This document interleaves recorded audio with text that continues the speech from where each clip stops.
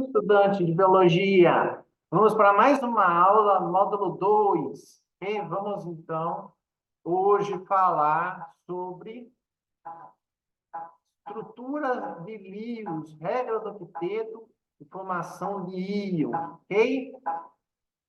Essa aula, ela facilita muito o entendimento de alguns detalhes aí na parte de química, né? Das ligações, ok?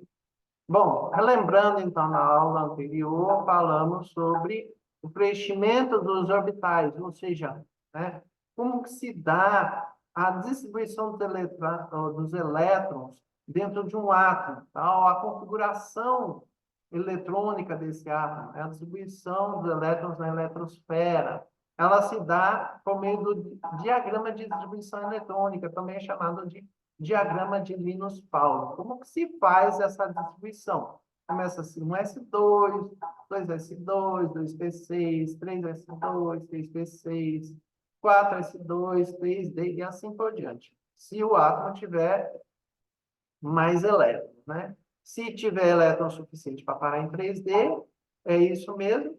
Se tiver menos, para antes. Ok? Bom, hoje vamos falar sobre o que isso tem a ver com as transformações químicas.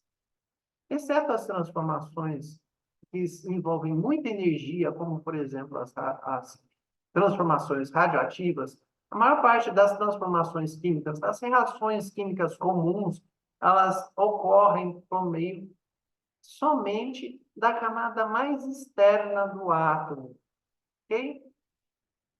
Essa camada mais externa chama-se camada de valência, tá? Então, por exemplo, fazendo a distribuição eletrônica dos elétrons do sódio, temos 1s2, 2s2, 2p6, 3s1. Então, a camada mais externa do sódio é 3s, né? É a 3, porque tem o subnível S com um elétron preenchido. Se for magnésio, é 1s2, 2s2, 2p6, 3s2, tá? Então, magnésio também tem a camada externa, que é a camada de valência a terceira, camada M, tá? Com um subnível S contendo dois elétrons, tá? Então, essa é a ideia da camada de valência. São todos os orbitais mais externos daquela camada, ok? Então, por que eu digo isso? Porque, por exemplo, o cloro, ele possui essa configuração, tá? Terminando a camada de valência 3s2, 3p5. A camada de valência é a terceira. Ela é denotada pelo número quântico 3, o número que vem aqui à esquerda do subnível, tá? E é a soma dos orbitais, sp, tá? Porque é a camada, não é o subnível, é a camada mais externa, tá? A camada de valência. Então, para o cloro, existem 7 elétrons na camada de valência, ok? Para determinar a camada de valência, o número de elétrons que existe nela, a configuração eletrônica é o caminho mais indicado. E o professor de ensino médio, ele precisa ensinar a partir daí para que o aluno compreenda de onde surgiu a camada de valência, tá? Mas feito isso, a tabela periódica passa a ser uma ferramenta muito interessante, tá? Porque ela agrupa os elementos, não só conforme a configuração eletrônica, como conforme as propriedades, tá? Então, essa daqui é a tabela periódica dos elementos. Para os elementos representativos, ou seja, retirando esses elementos aqui de transição do meio da tabela, é muito simples identificar a camada de valência, ok?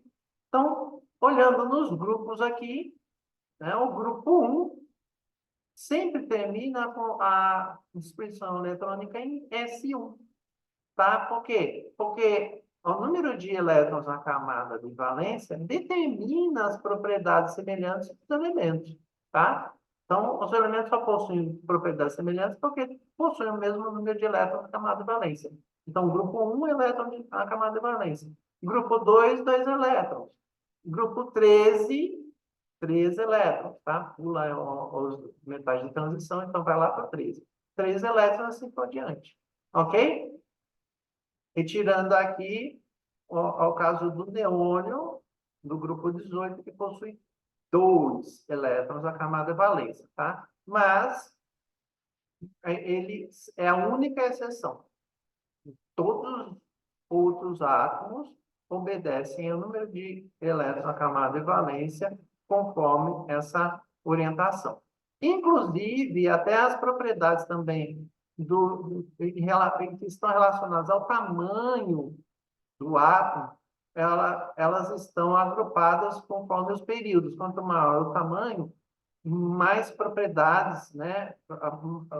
Existe a diferenciação de algumas propriedades. Por exemplo, átomos muito grandes podem ser radioativos, né? Então, aqui, o período indica, né? O período, a linha, indica a camada, que é a camada de valência. Ok? O primeiro período camada K é a primeira, o segundo período camada L é a segunda, o terceiro período camada M é a terceira. Viu que ali eu identifiquei que era a camada M porque o número quântico é 3. Ok? Beleza? Bom, então, a camada de valência ela é muito importante para entender as transformações químicas, ok? Então, a partir da configuração eletrônica dos elementos, é que vamos identificar as camadas de valência, como é no caso do lítio, 2s1, o cálcio, 4s2, e o cloro, 3s2, 3p5. Lembra-se que sempre a soma dos orbitais. É a camada que estamos falando, tá? É a camada de valência, é a camada 3. Então, a soma dos orbitais é S com P, no caso do cloro, tá? No caso do lítio e do cálcio, não tem orbital preenchido, então não precisa somar, ok? Vamos falar agora estruturas de Lewis. Estruturas de Lewis são estruturas que facilitam a escrita do número de elétrons da camada de valência para cada elemento, para cada átomo, tá? Então, por exemplo, a estrutura de Lewis do lítio o símbolo do lítio com um ponto, poderia ser uma cruz também, tá? Um xizinho, tá? É um ponto qualquer, um elétron na camada de valência. O cálcio são 2 pontos, porque são 2 elétrons na camada de valência. O cloro são 7, porque são 7 elétrons na camada de valência. Ok? Bom, então isso facilita imensamente a escrita em química, principalmente para entendimento das reações, tá? Bom, agora vamos entender como é que se dão essas reações, tá? Esses elementos, lítio, cálcio, cloro, eles são extremamente reativos, tá? Então, existe a transformação da camada de valência. Mas, quando se buscou entender essa reatividade, era um pouquinho difícil de entender como que poderíamos identificar qual que é a mudança na camada de valência, tá? Então, partiu-se do pressuposto de que existem substâncias estáveis na natureza, tá? Por exemplo, os gases nobres. Gases nobres são substâncias formadas por átomos, tá? São o grupo 18 da tabela periódica. São substâncias que não reagem ou têm a reatividade baixíssima, tá? Então, elas são estáveis, extremamente estáveis. O que se pensou, né? Bom, se elas são estáveis, vamos identificar a configuração eletrônica delas, tá? Então, por exemplo, o hélio, um S2. O neônio, um S2, 2S2 e 2P6, tá? O argônio, um S2, 2S2, 2P6, 3S2, 3P6. Sempre termina em S2, P6. E 2 mais 6 dá 8 elétrons. Tirando o hélio, todos os gases nobres possuem 8 elétrons na última camada. E são estáveis. Então, parte-se do pressuposto de que, para que qualquer elemento atinja a estabilidade, é preciso o quê? Que ele adquira a configuração eletrônica de um gás nobre. Ok? Essa regra foi chamada de regra do octeto, porque, com exceção do hélio, todos os gases nobres possuem 8 elétrons na última camada. Ok? Mas os átomos que possuem configuração semelhante à do hélio vão buscar igualar a configuração à do hélio. Ok? Então, vamos entender essa regra do octeto. Tá? Então, por exemplo, a gente tem aqui, do lado esquerdo, o gás nobre, e do lado direito, os elementos que já falamos aqui, o lítio, o sódio, o cloro e o cálcio. Tá? Como que esses elementos à direita conseguem a estabilidade por meio da regra do octeto? Bom, para eles conseguirem a estabilidade, eles vão adquirir a configuração de gás nobre, ok? E aí eles terão, de acordo com a regra do octeto, 8 elétrons na última camada, ou, no caso aqui, de uma configuração semelhante à do hélio, 2 elétrons no nível 1s, ok? Camada 1. Então, como obedecer? Como é que é possível obedecer? Como que o elemento da direita pode adquirir a estabilidade, ou seja, a configuração do elemento da esquerda, tá? Então, veja, olha, por exemplo, o lítio. O lítio, ele tem 3 elétrons no total, tá? Um elétron na última camada. Para atingir 8, a tendência é fazer algo que envolve a menor quantidade de elétrons possível. Tá? Então, o que pode acontecer com ele? Ganhar 7 ou perder um elétron. Tá? O que envolve a menor quantidade de elétrons possível? Perder um elétron. Então, o que acontece com o lítio é ele dispensa esse elétron, veja que agora aqui, dispensando esse elétron, a configuração é exatamente igual à configuração do hélio, ok? Só que se ele dispensa um elétron, o que é um elétron? É uma carga negativa. Se ele dispensa uma carga negativa, ele tem um negativo a menos, né? Ele tem 3 prótons no núcleo.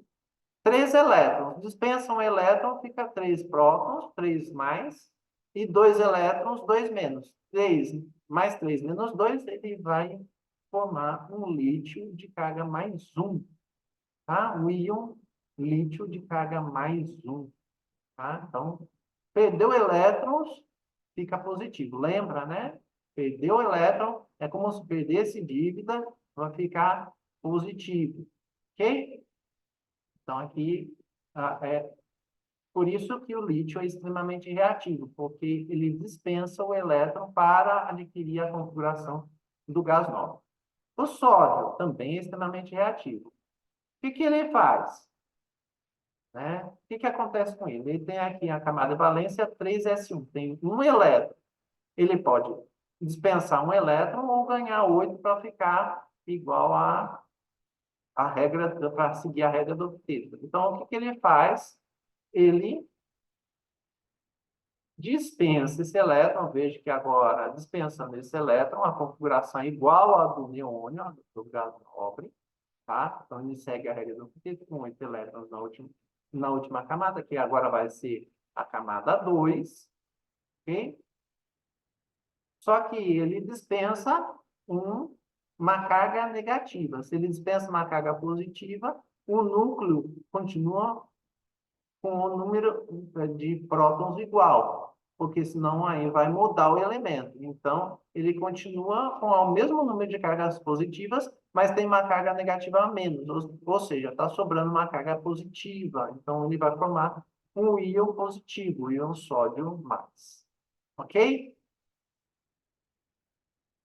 Olhando aqui para o cloro agora, o que acontece? Ele tem 7 elétrons na última camada, tá?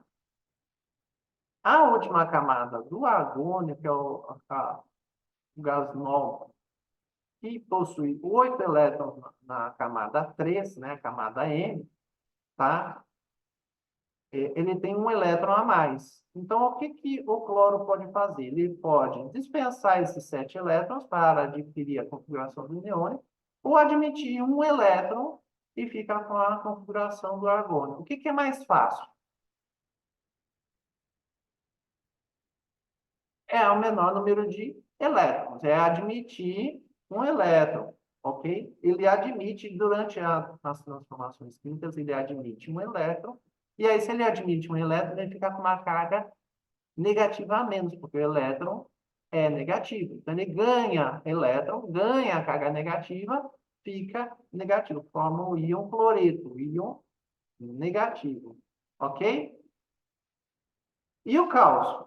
O cálcio ele tem 2 elétrons na última camada, ele pode tanto ganhar 6 para ficar com 8 ou dispensar esses dois para adquirir a configuração do argônio. O que é mais fácil, né, que envolve menor quantidade de elétron, é dispensando esses 2 elétrons e formando, então, o íon 2 mais, tá?